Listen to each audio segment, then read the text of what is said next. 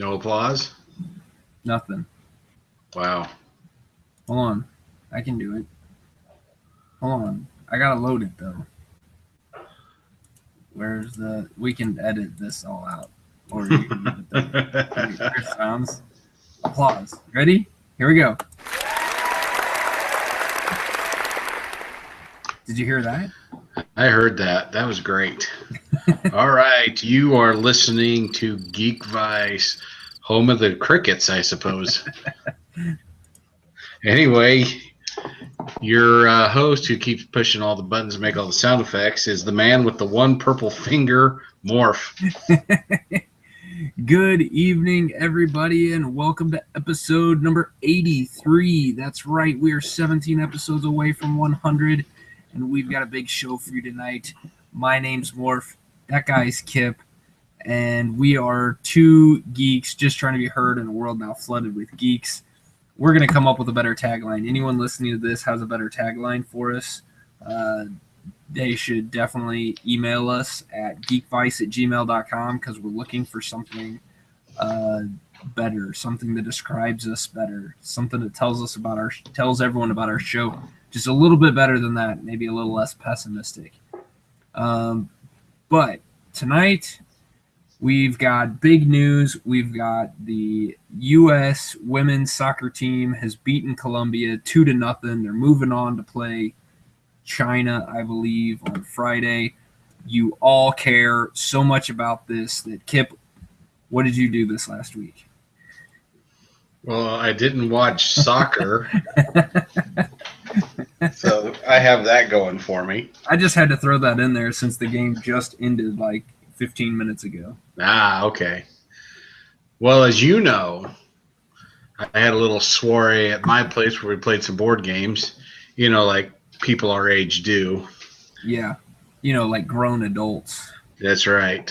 So we get together and play board games. That's right. Because we're adults, damn it. We can do whatever we want. Yeah, so we drank whiskey and played board games, which is pretty fun.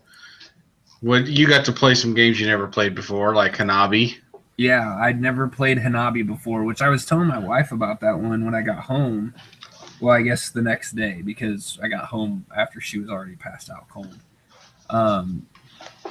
But that game was actually really interesting. I really liked that game, and I'm going to have to check that one out. That could be one that would be fun to play with a group of friends while you're drinking.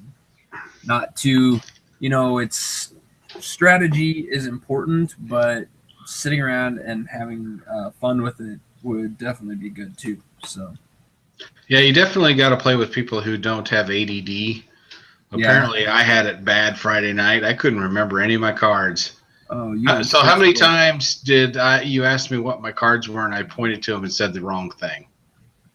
It was actually only a couple times because eventually you just gave up with everything else and just went with the one thing that you knew was this card is a 5, and you didn't think you were right, but you were the entire time. Well, for those who don't know, Hanabi is a card game, and basically the premise is you are trying to come up with a spectacular fireworks display.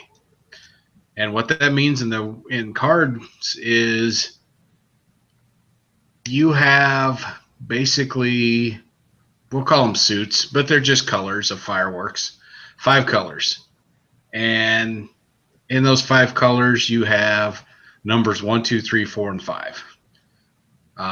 You have 3 of the 1s, 2 of the 2, 3s, and 4s, and only 1 of the 5s for each color. And you're dealt 4 cards, but you can't look at them. But you hold them up where everybody else on the table can see them. And on your turn, you can spend a clue token to give one person at the table a clue. And the clues can only be one of 2 things, but not both. The number or the color.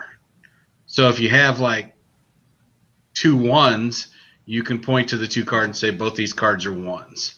Or if you have multiple cards that are the color blue, you can point to them and say all these cards are blue, but you can't say, hey, that's a blue 1. Right. That kind of thing. At any point, you could turn to somebody and say, what do you know about their cards? And they would tell you what they know. Like, point and say this one's blue or this one's a 5 or whatever. You cannot confirm nor deny if they are correct. And which is probably the most fun about that thing, especially when you're playing with, you and Bits, because they were just like, I don't have any idea what. I think one of these cards, or maybe all of them, is a 3. And you're just like, why do you think that? Nobody's told you this. Well, the hard part is when you ask somebody, or when they're discarding a card. You can also, on your turn, you can discard a card, and it's out of the game. So if you're discarding a card like a 5, that's a point you don't get at the end of the game. Right. It's off. It's out of the game.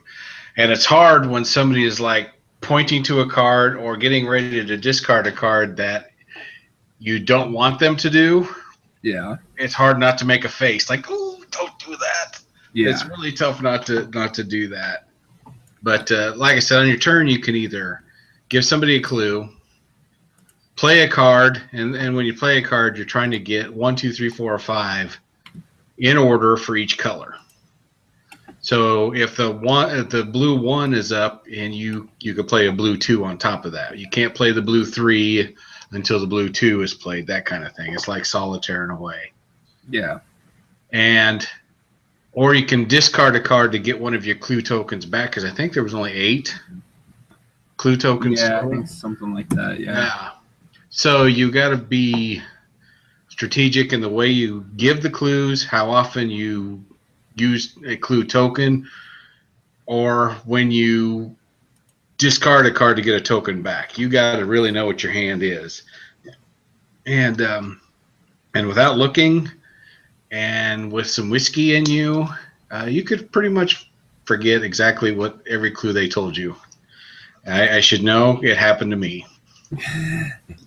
Yeah, I gotta say, the way I explained it to my wife was, it's like playing. It's a combination of Indian poker and solitaire. Yeah, and that just kind of made it interesting. Like that actually sounds like a lot of fun. So I was all. And it was a lot of fun, and basically it's cooperative, as you could tell, because you're giving each other clues. Mm-hmm. And then at the end of the game, you just count out how many points you got, and then there's a little scorecard in there saying whether you just did a great job or you suck at fireworks displays. Right. Another aspect of it is if you go to play a card and you say, I'm going to play this card, and you put it down and there's nowhere for it to go, it basically gets discarded. But there's also this fuse token that you put in with the other clue tokens, and basically means you lit the fuse. You do that 3 times, you have premature fireworks display, and the game's over. And whatever points you get at that point is what you get. Yeah. And when Jason explained this to me for the first time, I was like, all right, okay, yeah, I'll play that. But it's a hell of a lot of fun. I was surprised how much I enjoyed that game. Yeah. It's so simplistic in the rules, but it's a deep game. I mean, you really have to pay attention. You really have to think your clues out. The first time I played through, at the end of the game, it's like, I should have gave this clue instead of that clue. I should have gave you the clue instead of this guy. Yeah, it's a lot of fun. I had a good time. You had a good time too? Oh, I did. I had a lot of fun with that game.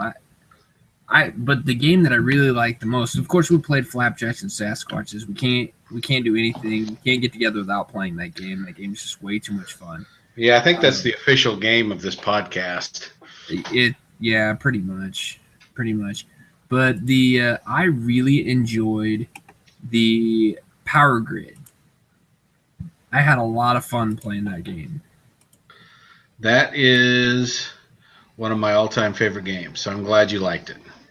Yeah, I had a lot of fun with that. And for those who have never played Power Grid is a game where, like the name says, you're trying to create a grid of using your own power stations, and it's a resource management auctioning kind of a game. There, you start the game off with a certain amount of money called electos or something like that, and you bid on power plants. Then you take your power plant, and it could be a coal burning, an oil burning, nuclear, or a green one like a windmill. Yeah. And there's a resource track on the board, and as resources are purchased, they get more expensive. So you got to be mindful of what power plants everybody else has and what they use. Oh yeah, and you can also use garbage. Yeah, That's what they had some that burn garbage as well. And if everybody bought coal, which is the cheapest one at the beginning of the game, you got to pay attention to that. Maybe yours will be oil or garbage.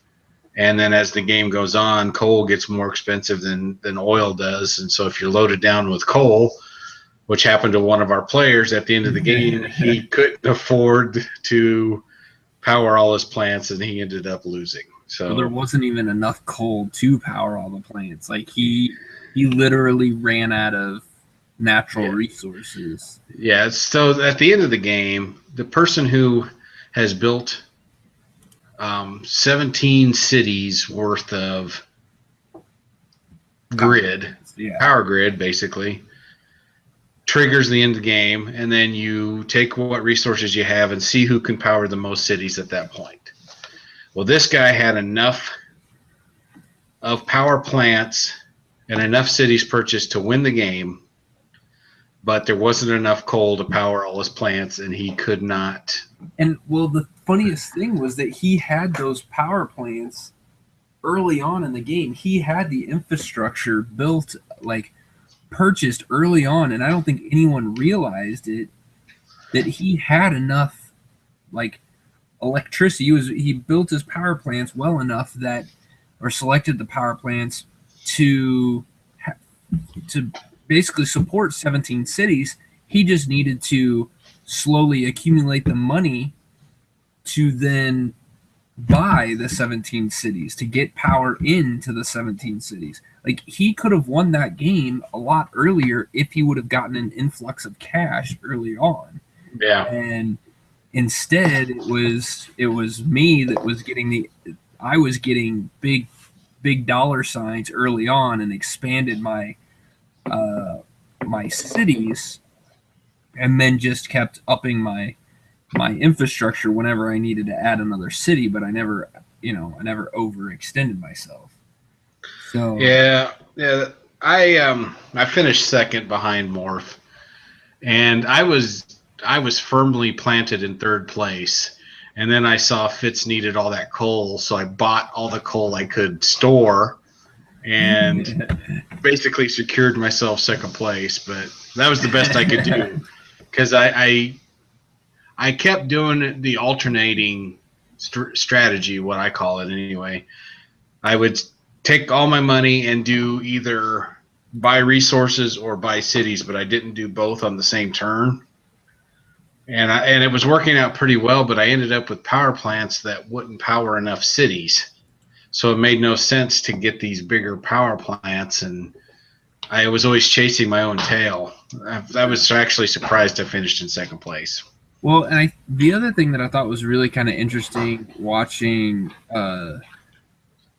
this game unfold was just the way that the power plants went. And I know that it's random in a sense, but like I went from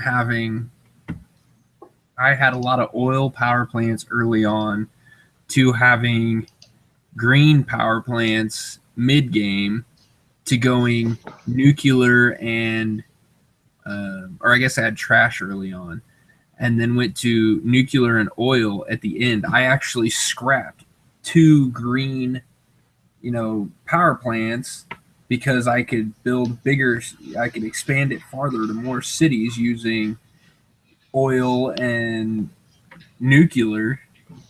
And it's just like, yeah, it's kind of, it's almost kind of funny and watching this and seeing this, because right now there's coal power plants right now in the real world are slowly on their way out, government's making them harder and more expensive to run, and nuclear everyone's afraid of, so we haven't quite gotten that far yet, but they're real big into this green energy thing right now, and so it's just kind of interesting to see how the game plays out versus almost kind of how real life plays out.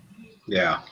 And I also thought it was funny that you ended up raping Mother Earth for profit just to win the game. Yeah, that's pretty much what I did.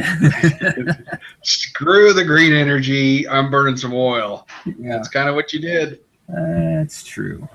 Which is fine. Hey, it won you the game, and no animals were harmed in the creation of Morph's victory. So. Right.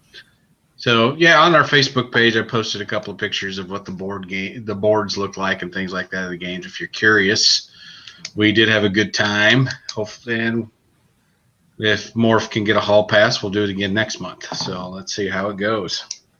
Well, although next month we might be doing something a little different. Next month we might be going out into the world and experiencing a movie in a theater setting. No, there's no maybe about it. We are doing that.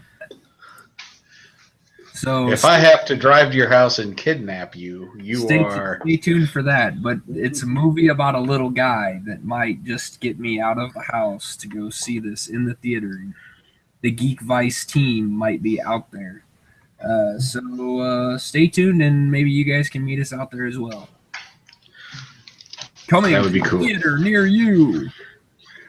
Or far away from you, depending on where you live. And how fast you can run. Yeah. So what else do you got there, Kim? Well, last week I was going to talk about how I saw Jurassic World, and you can see by the box office that damn thing has pulled in the last 2 weekends. It's a good movie, so there's your review. Yeah, go see that. 300 million US in 2 weekends. Well, and I think it's going to do okay. Yeah, I think they're going to make some money on that one. And I did think it was interesting. I saw today in the news that Inside Out, Pixar's new movie, actually finished second on the box office with like $90 million. Yeah, it did well. It did. I thought that did really well for a Pixar movie. That, and a one that it's not a sequel. It's it's a completely original idea. Or at least original to me. I've never heard of anything like this before. So, I think that's great. Finishes second to Jurassic World. I'll take that as a Pixar fan. So. Heck yeah. Yeah, I agree. Yeah, so I guess everything that can be said about Jurassic World has been said. So let's talk about something maybe not everybody's seen. I saw a little documentary called Dark On. And basically, it takes place, I think, just outside Baltimore, Maryland. And is a group of LARPers, and it follows them on their game that they have created in a little world that they created called Dark On. And before you poo-poo it because y'all LARPing, a bunch of nerds, whatever, it was actually really fascinating. These people have created quite the story, to the fact that there's even political intrigue in the story. Yeah, and this one guy and his followers, I guess you could say, have pretty much taken over most of the map. So everybody else is trying to take back their lands or get a foothold in this little country, and there's some wheeling and dealing, some alliances trying to form, that kind of thing, and of course, there's the battles with the foam swords and all that stuff, which is, part of the deal. Instead of rolling dice, you hit somebody with a foam sword. But it was fascinating. You got to see some of these, how committed these people are, how much time they sink into this outside of game, making costumes, making weapons, talking to other people, trying to form alliances. It was pretty cool. So I recommend, if you have nothing else to do and it's available, see Dark On. Get a little taste of the world of LARPing. Where did you watch that on? I got that from the library. In the library. I could not find it on any of the streaming services. It might not be there yet. Yeah, somebody who has access to some other means of streaming may be able to find it. I recommend that. It's not high production value by any stretch of the imagination, but it's an interesting look inside that. It looks like you can purchase it from Google Play, Vudu, or Amazon. But it does not look like it is streaming any of the Eagle memes. Yeah. I couldn't find it anyway, so we went through the library. Oh, although it might be on Netflix now. Oh, nope, that was 4 years ago. It's probably not on Netflix. Yeah, they changed things so quickly. Yeah. And then now we've kind of got addicted to the show Veep with Julia Louis-Dreyfus as the Vice President of the United States. What is that on?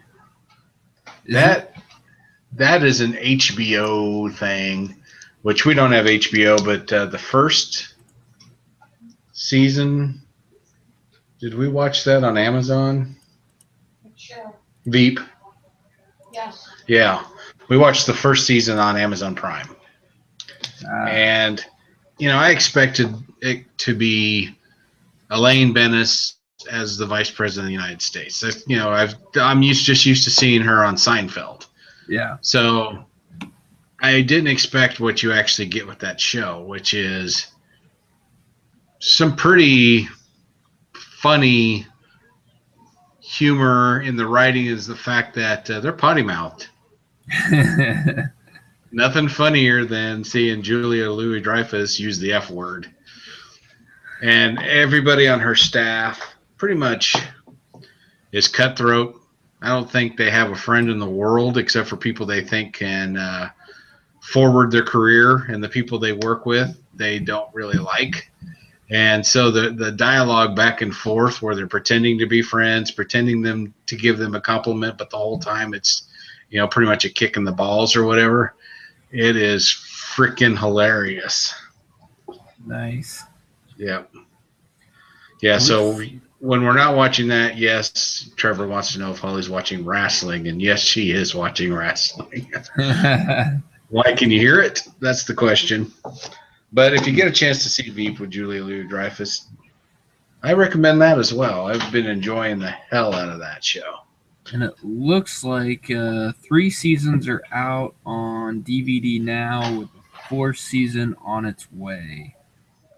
The 4th season has gotten a Metascore critic of 90 out of 100 based on 11 reviews, according to Wikipedia. But it's got a lot of high praise from critics. And I think it's one of those shows that caught people off guard. I don't think anybody expected it to be as good as it is. 2015 has been nominated for a Golden Globe for Best Actress for Julia Louis-Dreyfus. Producers Guild of America Awards. Yeah, I'm telling you. Screen Actors Guild Award, a couple of them. Critics' Choice Awards, so 3 of them. So it's a big deal. Big deal. Go check her out. Yeah, check it out. Holly and I are enjoying it. By the way, Holly, Becca says hi. Hi, Becca. She says hello, Becca. So, we since we never go outside, we're hermits. We've been watching Veep and loving it. And, besides Julia Louis-Dreyfus, it has Anna Chlumsky from, what was that show? My Girl? No. That movie with the kid from Home Alone. I can't remember. She was a kid at the time. She's like the chief of staff for the vice president. And then it has the guy who played Buster on Arrested Development. If you ever watched Arrested Development, his name is Tony Hale. Freaking hilarious. And then there's just cameos by people, and you're like, oh, I've seen that guy and stuff. I have no idea what his name is, but I've seen that guy and stuff. And it also has the guy who plays Lumbergh. Nice. But thankfully, that's awesome. he doesn't play Lumberg in the show, Oh man! which actually works. And then, But I, yeah, could you work this weekend? yeah, we're gonna need you to come in this weekend. Yeah, he doesn't do that, which is fine with me because if he would have done that, it would have been just kind of sad. But yeah, good casting, fantastic writing. Fantastic writing. It's written by Julia Louis-Dreyfus, isn't it? Perhaps I never looked that stuff up. I probably should, since I talk about this kind of stuff all the time, but I never do. Oh, But man. I mean, this is just kind of an example. There's this one guy. His name's Jonah. He works for the White House in the West Wing, and every time he comes into the room, the first thing he has to say is, make sure everybody knows he works in the West Wing. And when the vice president's staffers goes, "Oh my God, you work in the White House? Can I blow you?" And he's like, "Well, let me check my calendar." So it's that kind of humor. I just love that show. So That's awesome. yeah. So check that out if you get a chance. I know it's on Amazon Prime, HBO Go, whatever you got. Yeah. It's streamable. I think we got season 2 and 3 from the library. Well, we're waiting on season 3 to show up, so Cool. we're gonna have to do a whole episode on all the shit you can get from the library because I'm constantly doing that. Yeah, I believe it. There's lots of good stuff there, man. Absolutely. So that's all the shit I did all weekend. Didn't leave the house, watched TV, played some board games with my buddies, drank some whiskey. There it is. Done. There you go. That's a big week, man, because you did way more than I did this last week. I didn't do jack diddly. Well, you were there Friday night. That's true. I was there Friday night. But other than that, I've played some more XCOM, which we talked about last week. So I'm not going to bore you guys with that, but I'm really having a lot of fun with that. I'm arguing with your wife over being spied on and all that stuff. I did that on Friday. That was enjoyable. Had a lot. You know what's funny is okay, so they were arguing about Minority Report. Yeah. And then the next day I was surfing the internet and I saw that they're coming out with a Minority Report television series. Yep. So I thought that was pretty funny. So that gives you guys one more thing to argue about. It's going to be great. Yeah, and I don't know that I'll end up watching that, but I was trying to basically what I was doing was trying to convince her why the TV show Person of Interest is worth watching. And she didn't like it because she felt like it was too close to reality, that it was, that yes, people could be spying on you and watching you all the time. And so we got into this just intelligent conversation about, yeah, they can be, but is that really all bad? And, it was interesting because, for those of you who don't know Golden's wife or Kip's wife, she does not say that you're right very often. She has very strong opinions, which is good. Yeah, you better come strong to the hoop to convince her that you are right instead of her. I got 1, 2, 3. I got 3 times she told me I was right. I think he's going to retire on that. Actually, yeah, that's like LeBron James winning his 15 championships that he said when he went to Miami. Yeah, I just did that in one night, LeBron. Eat it.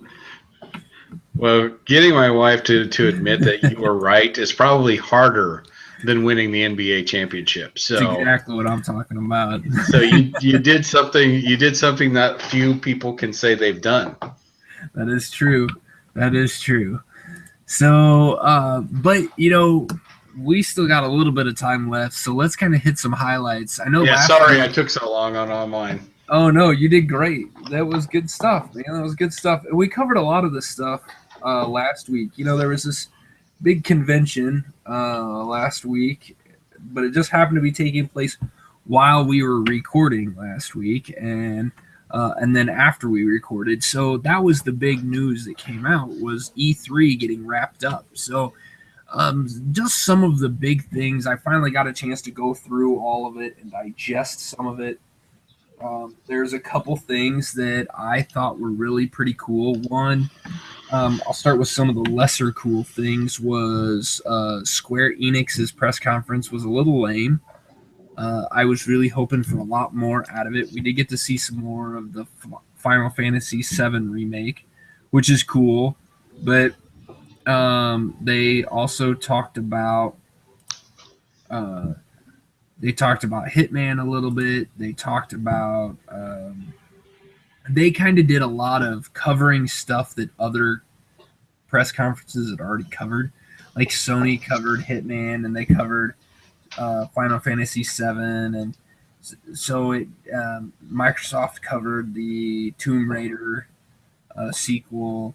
So they just kind of did a lot of the same stuff over again. So I was a little disappointed with some of their stuff.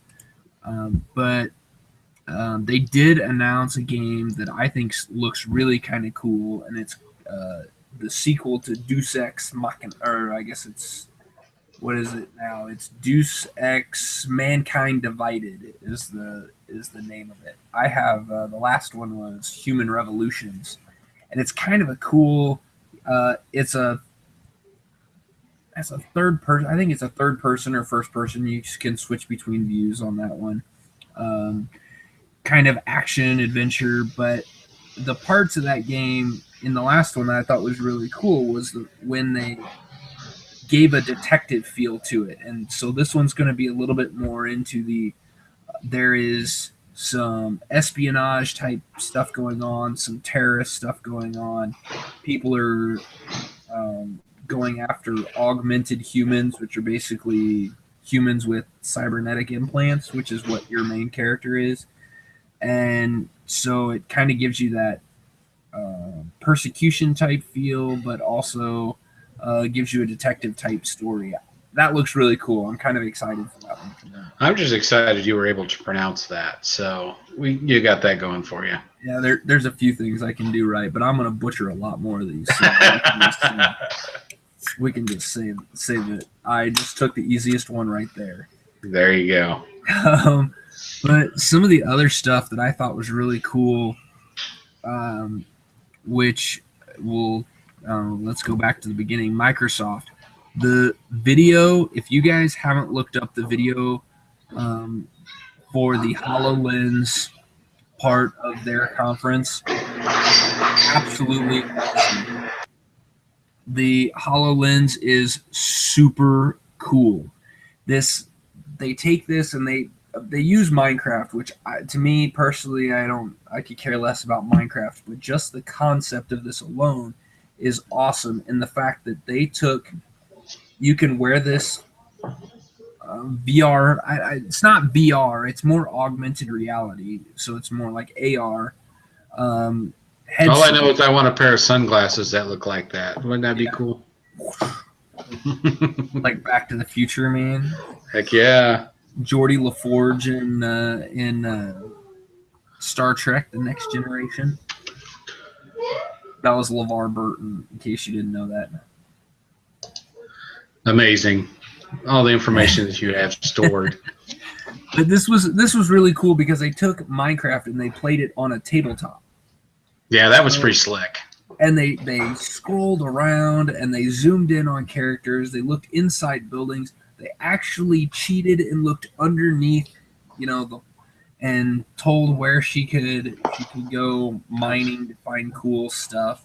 Like, it was awesome. That was really cool. I thought that was great. So check that out.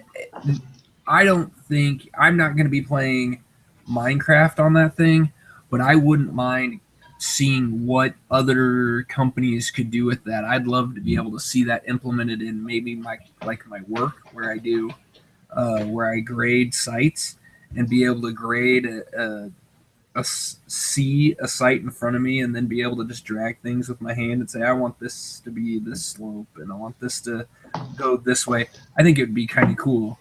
If nothing else, I'd just like to be able to do that and be able to show it up on a screen as I'm standing there and watch the managers flip their lids.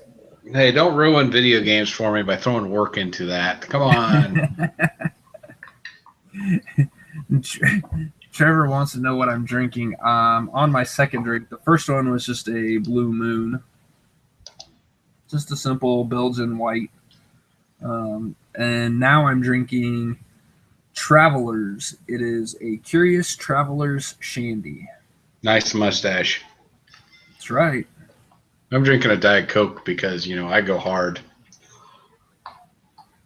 So there you go. T-Rev. Speaking of that VR stuff, Yeah. I did catch a thing on that where they were talking about inexpensive versions of this. Have you seen this? They actually had some that were like made out of cardboard that you connect your cell phone to. And so you have the lenses. Yeah. And then the cell phone clips to the front of it, and then you can do virtual reality with your cell phone screen. That's just crazy. Yeah, and it's all cardboard, and you just clip your cell phone in, and Now, it's pretty. I haven't seen that one, but I'm gonna have to look that one up because it's like the poor man's VR. If you can't afford the Oculus, then you cut out the back of a cereal box, you connect your cell phone to it, and ta-da, virtual reality. Boom, you got it. So yeah, I thought the HoloLens was probably the best thing from the best new thing from Microsoft. The other big thing, which we did talk about last week, was 360 games being able to be played on the Xbox One. That's awesome. That is huge.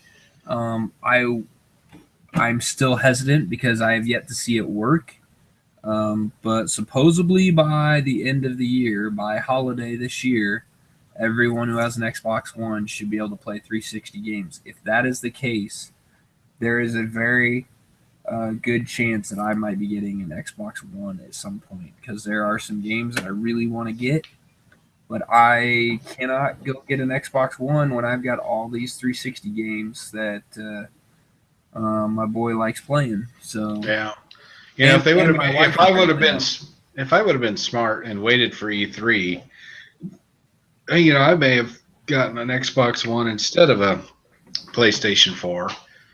And because, like you, I have a shit ton of 360 games. Yeah. But so I made that comment to my wife, and she's like, "Well, you'll probably end up with an Xbox One anyway, knowing you." So I've got that going for me. Which is nice. So yeah, big hitter, the llama. Yeah. So since I brought up this whole having 360 games, I brought up something that happened tonight, which was the last couple days. My kids, I told you they've been playing. They've got Skylanders now, and they've got all these guys, and have been having a blast playing Skylanders. And so the last couple days, they've actually asked my wife to play with them. So she went through, before she was just playing with whatever character the 3-year-old wanted her to play with. And so he constantly likes just switching them back and forth and seeing all the different guys up there and listening to their little catchphrases. Well, tonight she went through and found a character that it is now her favorite character. And it is, I have no idea what the name of it is. I think it might be Whirlwind or something like that. But it is a unicorn dragon that shoots rainbow grenades. Well, of course, as it would. So yeah. So she found that and put that in, and she found the little character and she put it on the portal and had it on the game, and she's just like, oh my god, it shoots rainbows. She had to take a picture of it, send it to her girlfriend. She's like, this is awesome. I'm like, now I'm not going to be able to get her off the game. So now you can use that as an excuse to get an Xbox One. Yeah, because as long as it can play the 360 games, then and yes, Ish, you're asking your kids need to replace their 360 console.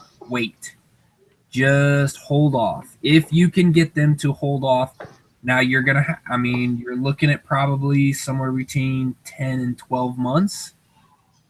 No, not that long. No, I was going to say, what are you, smoking crack?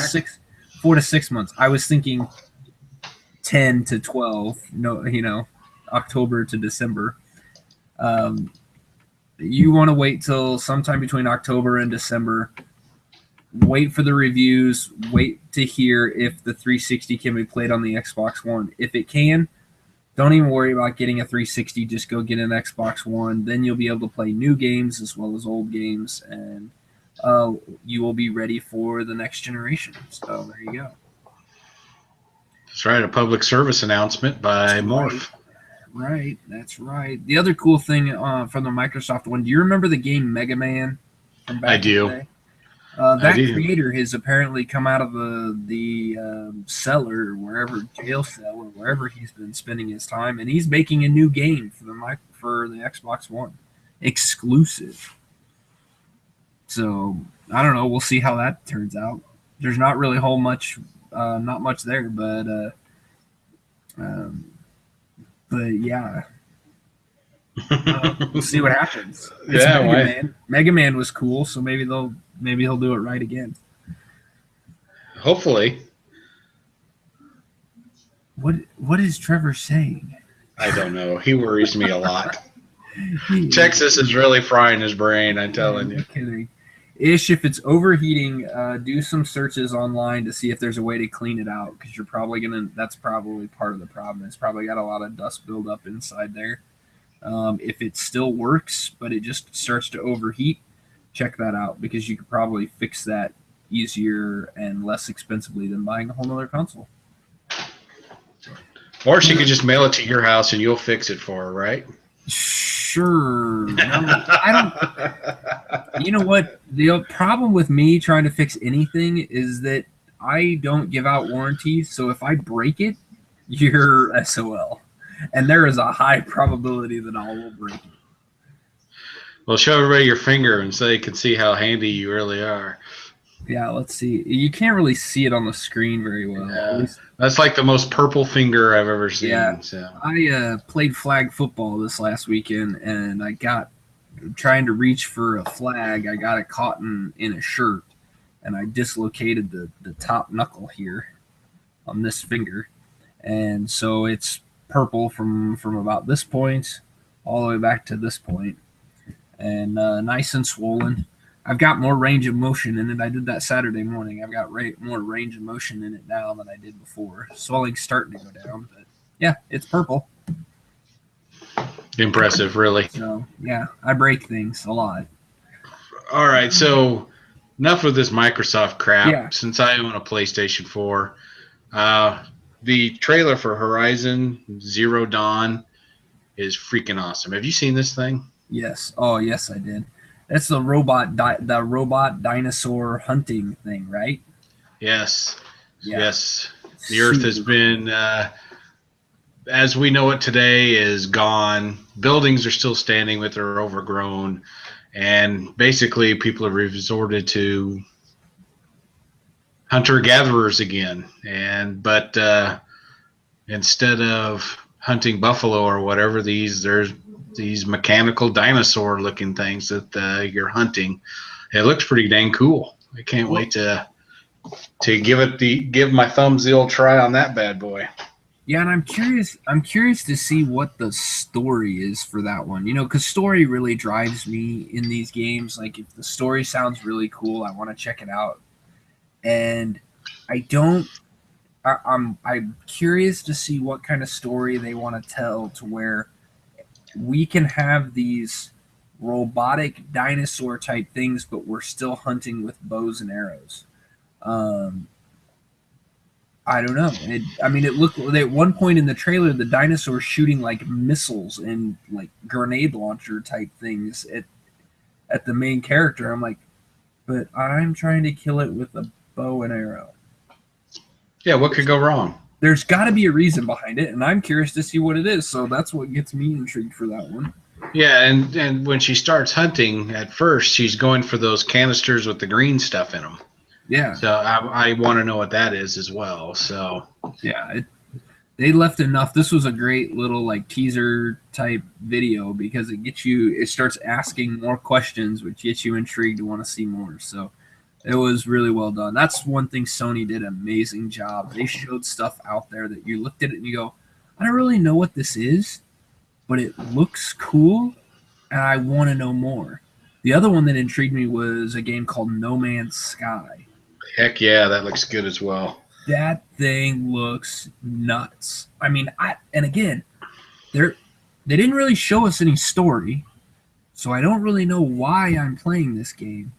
But but it looks cool, and I kind of want to try it out. It's just this ultimate sandbox type thing where you could go to different galaxies and different solar systems and just bounce around, and it kind of seems like an exploration type game, but there's got to be something more. Like, I want to know what else they've got in there that they're just not telling us about yet.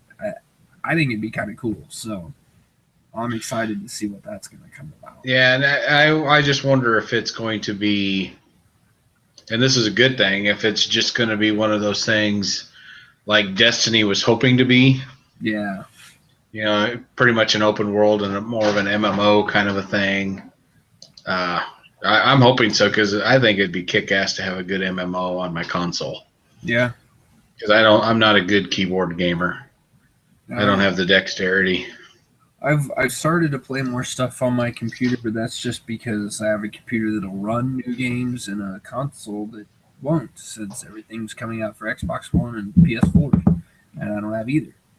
But Bethesda, we saved the best for last year because they have some of the coolest things, like Doom getting a sequel. Everybody cares about Doom, right? Well, of course. Bueller? Can you hear me? Can you hear me now? Yeah. No, Bethesda's doing a sequel for Doom, which, whatever. It's Doom. You can't go wrong with it. It's Doom. But the part that I thought was great was the thing that made Doom such a big deal back in the day was that it started the modding generation. It was kind of one of those first games where really super smart people could change the way the game was played and turn it into a completely different game by just changing the skins that you were working with. And that's what Bethesda's trying to bring back to this next Doom one. They're making maps easier to build and easier to share, and I think that's going to be kind of cool, kind of revitalize this modding community, which, I play some of the mods for some of the computer games that I have, but I'd like to see there's so many creative people out there that can make stuff. It'd be kind of cool to see what they could do when they start modding something that's kind of more next gen than first gen. I didn't see the trailer on that thing. Is it still on the rails, kind of a mechanic, or are they changing that? No, it's kind of. I don't think it's really so much rails. It's kind of gone more to it's just like a regular first person shooter. It's just in the Doom world.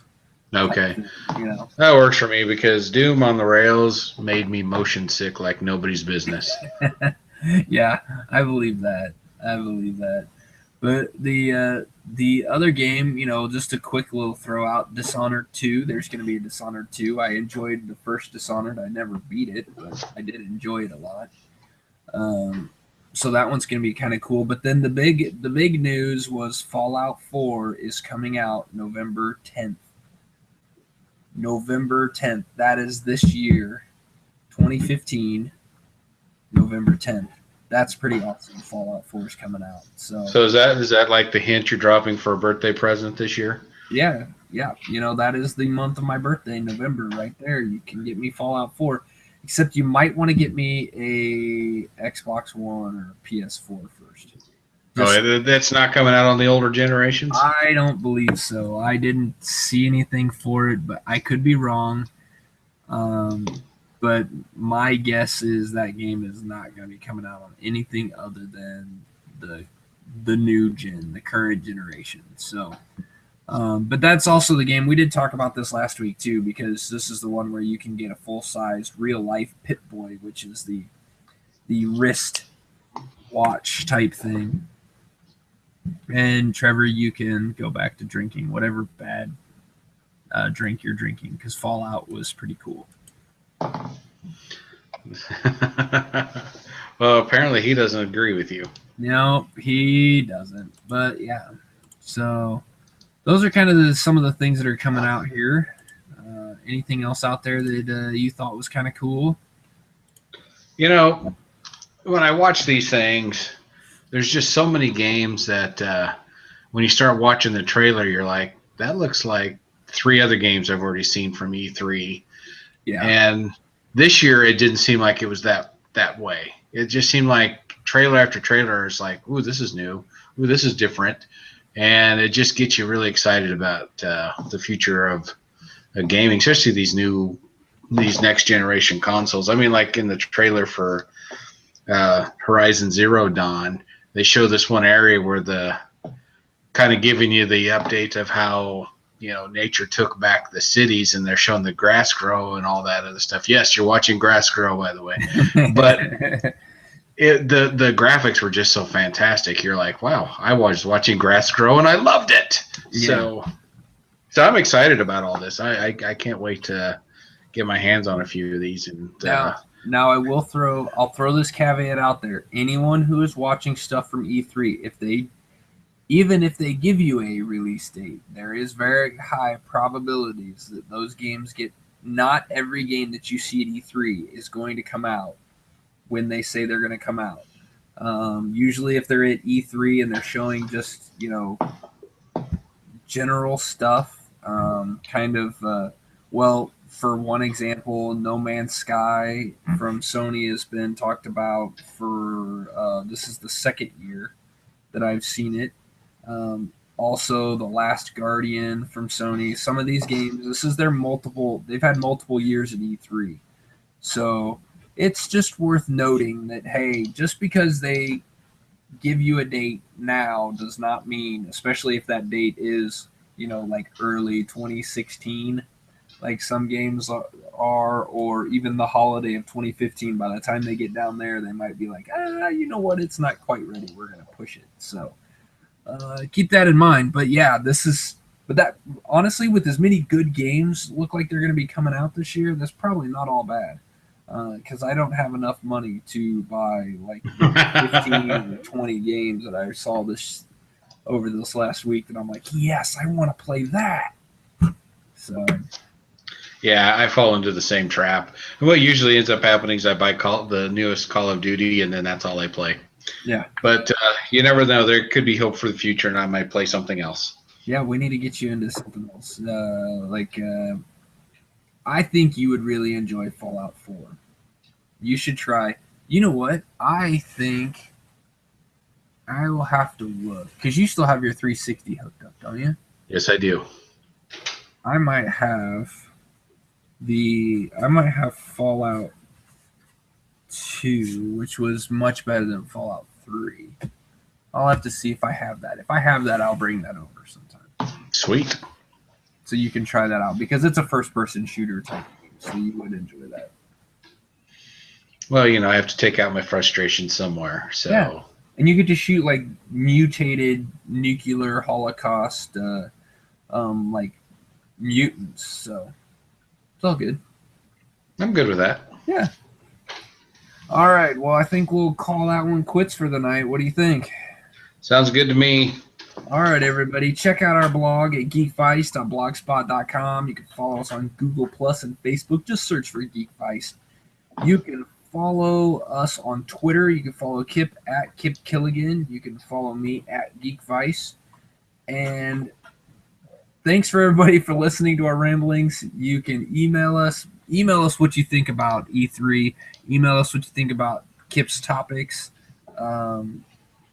Just email us at geekvice@gmail.com. Oh, that's right. The other thing I was going to say, email us if you have a new tagline for us to use. You know, we throw this tagline, you know, at the beginning of every show. We're looking for something better. Help us out, come up with something. Neither one of us are smart enough to come up with something, so we got some smart people out there. Let's shoot us something. Maybe we'll use it on the show. If we use it on the show, I will come up with a prize for the person that we pick. So, which will probably be a game on Steam or Humble Bundle. Cool. I like this idea. You like that? Because you know, people can tell by listening to us that we probably aren't the best people to come up with something creative. No, not really. Not really creative at all. So, all right, everybody. Thanks for listening, and we will see you next week. Later.